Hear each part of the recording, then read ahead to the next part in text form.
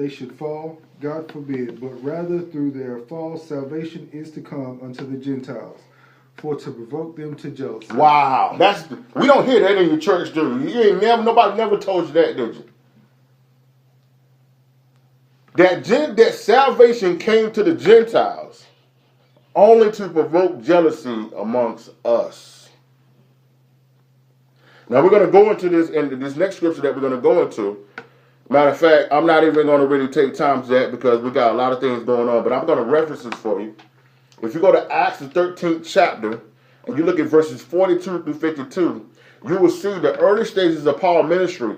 Even though he was going into Gentile nations, he was looking for Israel. They never tell you that. They try to make it seem like, yeah, we all spiritual Jews and we all one man. That is not what Paul said. Paul stressed the fact that, yes, we got to get into Christ and Christ that we're one man. But he never, ever separated the fact that when it comes down to the kingdom, it's to the Jew first, then to the Gentile. All right? So we see here in verse 11 that the reason that salvation came to the Gentiles was to provoke jealousy amongst Israel. And if you look in Acts the 13th chapter, verse 42 through 52, you will see in there that he was initially in nations preaching to the Jews. But when the Gentiles heard about it, they wanted to come. So Paul invited the Gentiles, and the Jews began to get mad because they didn't want the Gentiles to hear it. And they threw him out the city. And so from that point on, he preached to the Gentiles. This is how this started. The original will of God was for all of Israel to be saved and to be light and salt, according to Matthew 5, to the world. And go out and save the whole world. But as a result of that, us not following that, Christ had to go a different route. All right? Lastly, on this last point, let's go to Romans 7. This is going to be my last point for all of you who say that us being Israel don't matter. That we don't need to focus on Israel. We don't need to focus on the tribes. We don't need to focus on finding the lost sheep. Let's look at Revelation 7. Revelation, the 7th chapter. And we're going to look at verses 1 through 4, Revelation 7. So for all of you that say that the tribes don't matter, because when you listen to the current Jewish people, none of them can tell you what tribe they come from. I wonder why. None of them can connect to their tribes. None of them operate as far as the tribes. When we see all through the Bible, everybody knew exactly what tribe they were in. But nowadays, when the Jewish people talk, they just say it was just Jewish.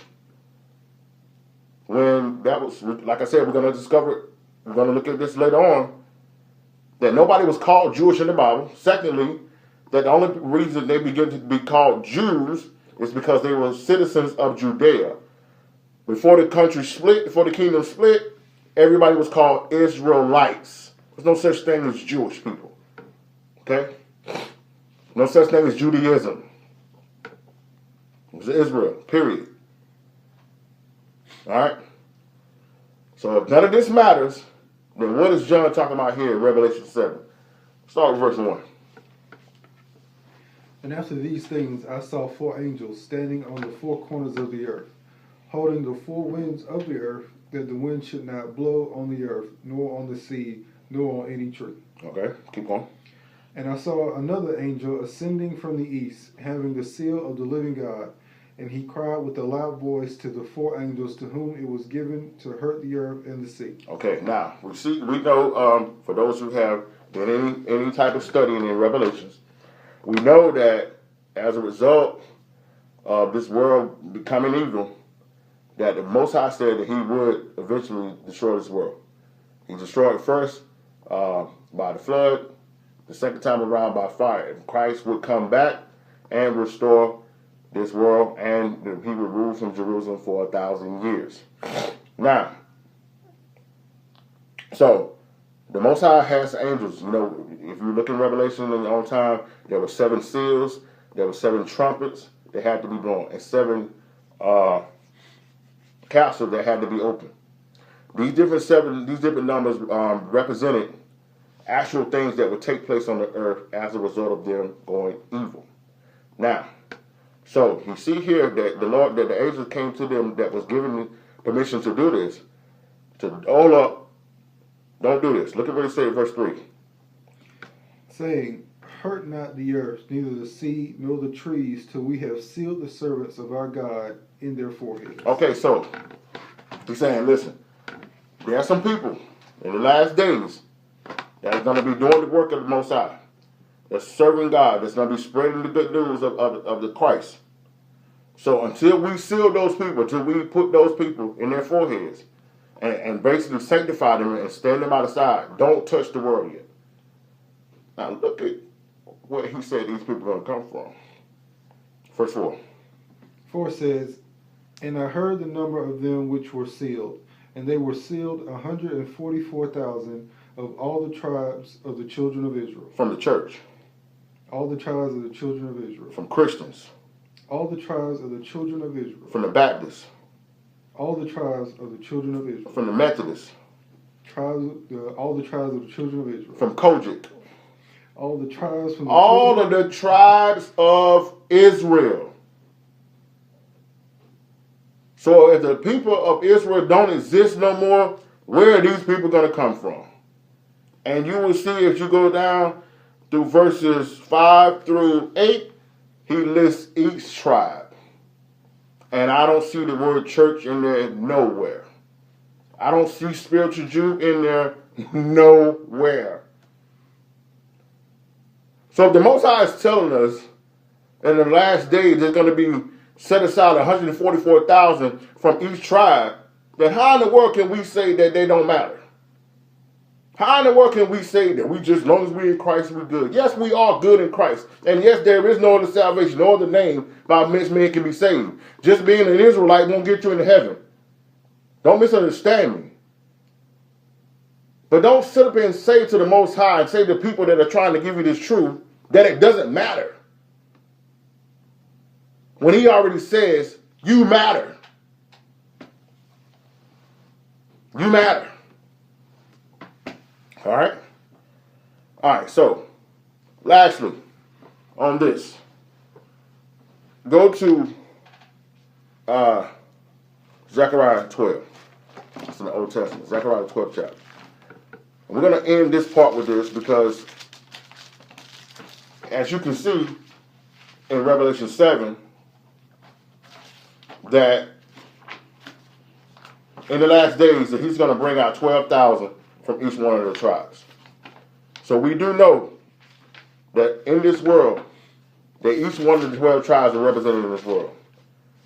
Now, I could go down to those people have been pointed out. You can go through Genesis 49 and he gives us an idea of what it is, but I just don't have time to do that right now.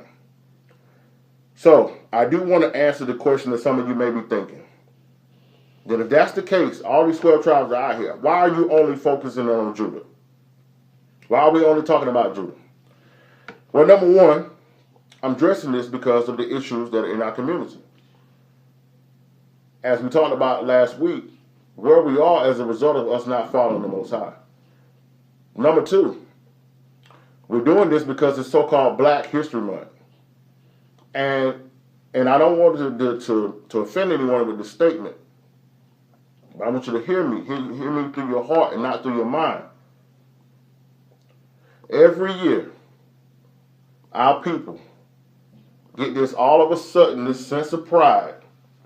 We start going back and talking about Martin Luther King and the Civil Rights Movement, and we go back and find,